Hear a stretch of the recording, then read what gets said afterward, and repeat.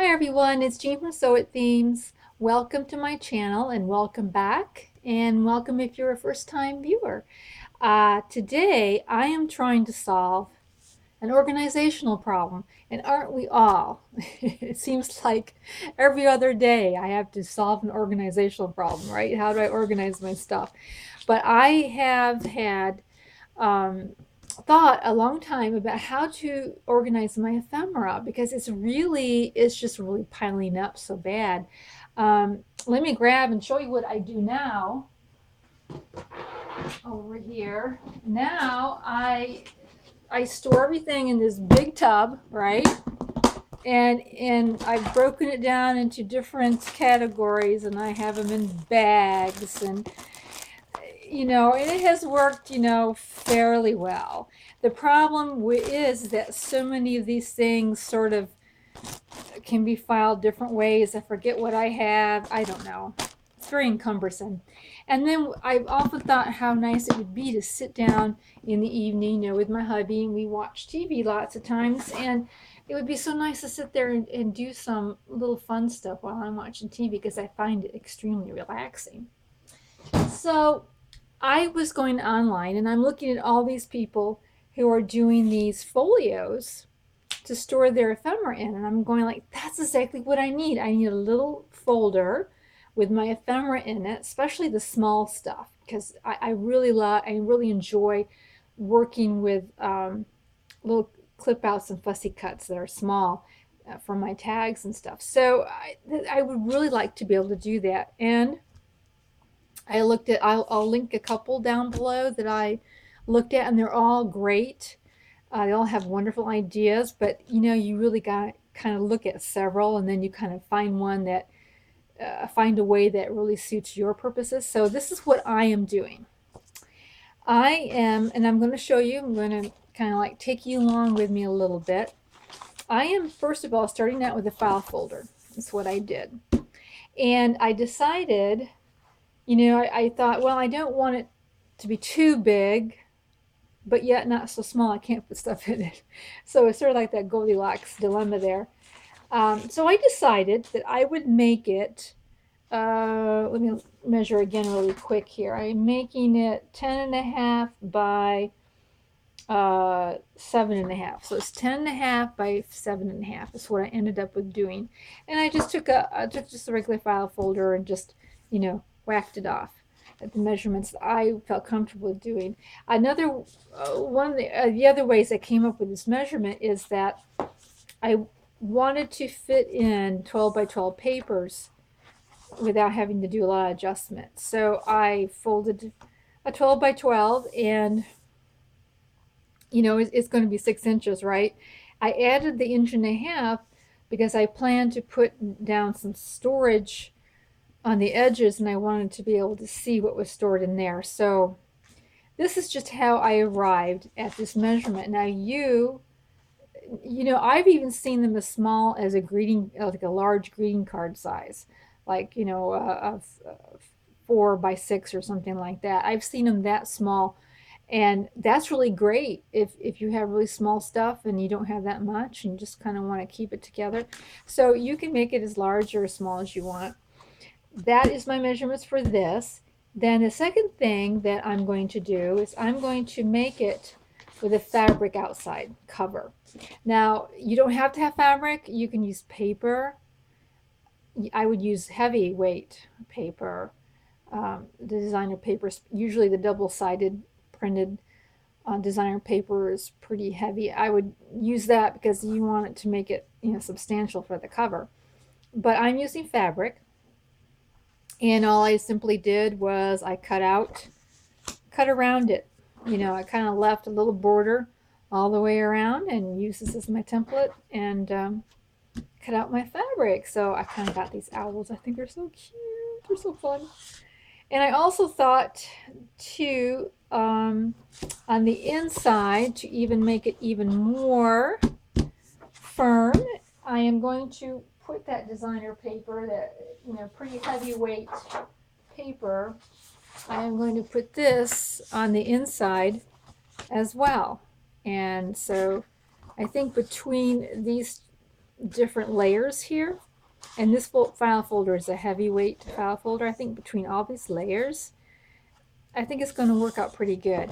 If you don't have a heavyweight file folder, you can double up the dollar store folders. I would probably double them up just to add some more weight. And then the last thing for the cover that we'll need is a piece of either Wonder Under or Heat and Bond. Heat and Bond's my favorite, but Wonder Under will work just fine, especially for paper products. So you're going to need one that's just as, pretty close to what your cover is going to be. You'll need a thing of Heat and Bond to put on it. And so I like using Heat and Bond rather than glue because it's so much easier. I mean, everything's covered. You don't have to worry about missing in place or whatever. But you could use glue. You could use it. Technically, it would work. So what I'm going to do right now, real quick, is just attach my Heat and Bond. Now I'm not going to do every single step, film every single step, because some of it might be a little tedious, but we will see how much I end up doing here. I turn my steam off on my iron. They recommend a dry iron. And of course, even if you turn your steam off, there's still some moisture, but I just don't get too excited about that. And I am going to just come through here, and it doesn't take very long for it to bond. It's pretty fast. And so I hope everyone is doing fine. I am filming this way ahead from when I'm going to publish this, so I don't know if there's any kind of big news going on in the news. Hopefully not. Hopefully not something has happened. Dorian hurricane was enough for a while for me. So then we just sort of put this down here. And okay. So I see there the corners need a little bit extra because when you lift up, you should be able to see the glue down there. Let me get these edges done here. All right, let it cool for a second. And so there you go. So you can see the glue on here. You see how it's shiny? The glue is on there already. Okie dokie. So here we go. Now we're going to put, oh, I see that I forgot one little thing that I wanted to do here. No, I think I can do it afterwards. No, I better do it now. There is this fold, but of course, as you begin to add stuff to your pages, there's going to need to be a little bit of a rolling on the spine, and to encourage that roll, I'm going to grab my scoreboard here, and I'm going to have to get my paper back on here so I don't drag through the glue on here. I'm going to put this right here at the fold, right here at that 7. And what I'm going to do is just score like an 1/8, in 1/8 of an inch, maybe like 4 times on each side of the fold, the original fold there. And it doesn't have to be super, super deep. Just, a medium hand. I think I missed one here. So one more. Yeah. So what that scoring will do, it will help to encourage it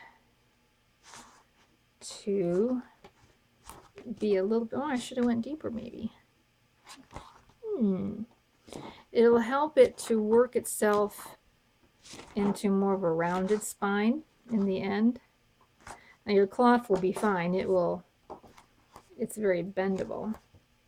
We're just going to kind of work it out here just a little bit like this. There, so it can be more of a rounded spine in there. I'm just going to lightly, probably should have scored it a little deeper. Okay, that's pretty good there. Alrighty. Alright, that's just what I wanted to do, to kind of encourage it to bend around. Now let's put our cloth on here, like so. Make sure I'm over the border all the way around.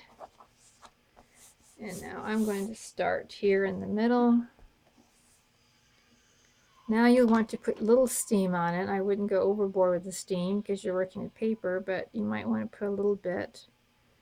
And this is going to take a little longer to adhere than the original one. I like using cloth because I like cloth for one thing, but I like using it because it really does give you a very pliable, sturdy foundation. And also the adhesive, the iron-on adhesive, will also add another element, another layer of a foundation for you too. And this is just makes it so easy. I mean, you do not have to sew, right? I do plan to sew around the outside just because I like stitching, but you really wouldn't have to. This adhesive should hold it just fine. And also, I'm keeping in mind too that I am not creating this for anyone else but me. So it does not have to be perfect. It just has to be very practical and, you know, endure use a little bit. So there we go. And yep, it's all pretty, it's on there pretty good. Okay, so maybe a little bit up the edge here. Yeah, the edges are a little bit more difficult. Sometimes you just forget about them.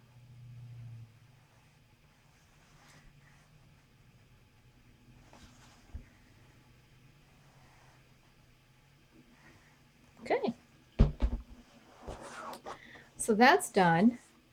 What I plan to do is cut the border all the way around here, cut off the fabric, and I'm going to put another layer of Wonder Under here. So let me cut the borders off and I'll be right back.